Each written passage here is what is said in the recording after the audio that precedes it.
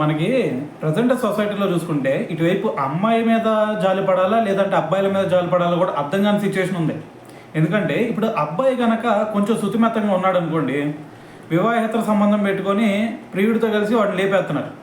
అలా కాకుండా అమ్మాయి శుతిమెత్తంగా ఉందనుకోండి, అరే దొరికింది సంద అని చెప్పేసి తనని వరకట్నం వేధింపులు అని చెప్పేసి ఇక రకరకాల కారణాలు, యాటిట్యూడ్ నచ్చలేదని, బిహేవియర్ నచ్చలేదని, వాళ్ళు ఎలా ఉన్నారు నువ్వు ఇలా ఉన్నావు అని చెప్పేసి సో ఇలా రకరకాలుగా టార్చర్లు చేస్తున్న వాళ్ళు కూడా ప్రజెంట్ చూస్తూ ఉన్నాం మనం.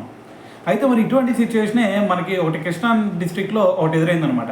సో తను వచ్చేసరికి ఇప్పుడు ఒక ప్రైవేట్ కాలేజ్లో లెక్చరర్గా పనిచేస్తూ ఉంది.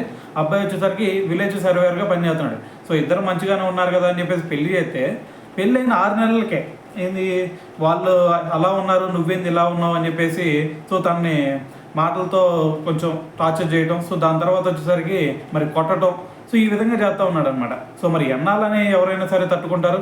అందుకని చెప్పేసి తను ఒక సూసైడ్ లెటర్ రాసిందనమాట. సూసైడ్ లెటర్లో మరి వాళ్ళ తమ్ముడిని ఉద్దేశించి రాసింది.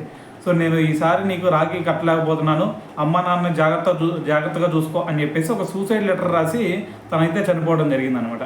అంటే ఇటువంటి సిచ్యువేషన్స్ అంటే ఇప్పుడు ఎవరి మీద జాలి పడాలో కూడా అర్థం కాని సిచ్యువేషన్ అయితే ప్రజెంట్ ఉంది.